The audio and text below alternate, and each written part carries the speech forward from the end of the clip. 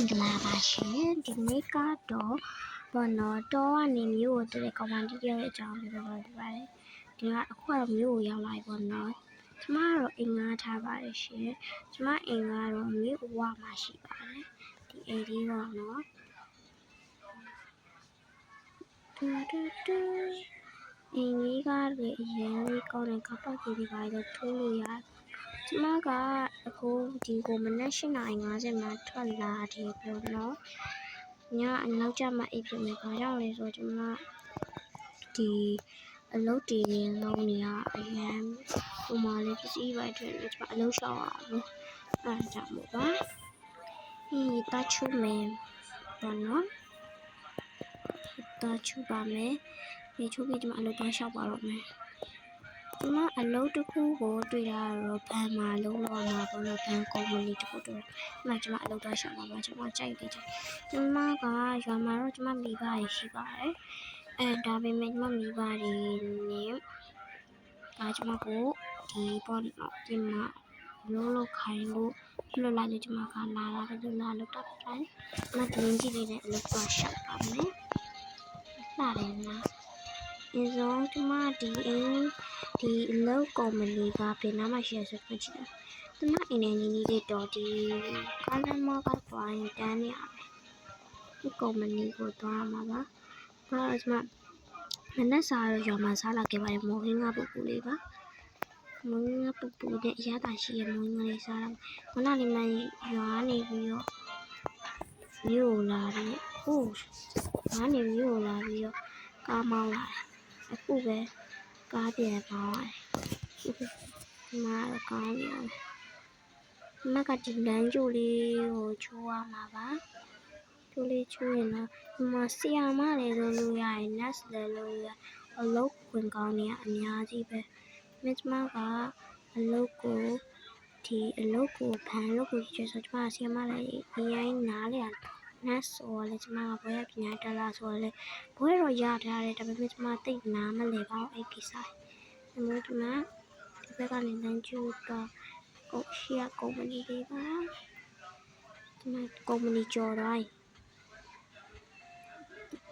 ဒီလမ်းကျိုးလေးကျိုးတိုင်းရှိရကုမ္ပဏီဘယ်ကျမအလုပ်လုပ်ရမယ့်ကုမ္ပဏီပဲဖြစ်ပါတယ်မကားပတ်မောင်းတယ်လို့ဖြစ်ကျမကားမောင်းသိနေကြတော့ဒီမှာဒီကုမ္ပဏီလေးပေါ့နော်နားကျော်သွားတာကုမ္ပဏီကျော်မကွေးကျွန်တော်လည်းနားလည်းမဆက်အလုပ်ခေါ်စားရှိလို့ကျမအလုပ်လာလျှောက်တာပါတူဒီနားမှာကိုတရား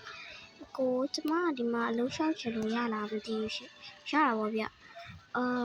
ကျွန်တော် live ပြမယ်နော်အလုပ်လျှောက်ရမယ်လို့ဟုတ်ကဲ့အရှိတက်တယ်ပဲတော့ပါနော်ဟုတ်ကဲ့ဒ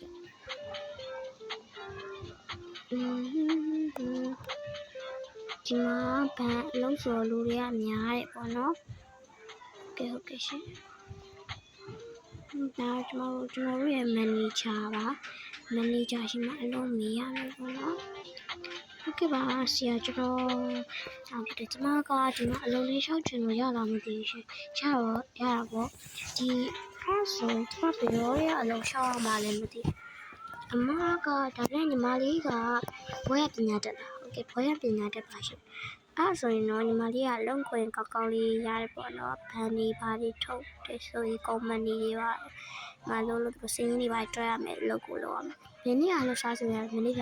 ဝစ်စောဘာဝစ်စောဝေးရမှာလဲဒီပေါ်ကအဖြူအောက်ကအမဲစကတ်ကလေးအဲ့အမျိုးလေးဝေးရပါမယ်ဟုတ်ကဲ့အဲ့ဆိုမနေ့ပြန်အလုပ်စားစီနေရပါပြီဟုတ်ကဲ့ကိုကျေးဇူးတင်ပါတယ်နော်ဘိုင်းပါနော်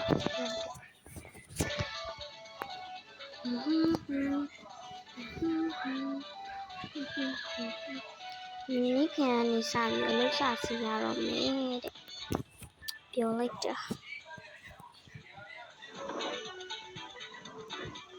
အိမ်ကမ်းမပြန်သေးဘူးမြို့မှာဘာတွေညာရှိတယ်ဆိုတော့ဆက်ဆိုးအောင်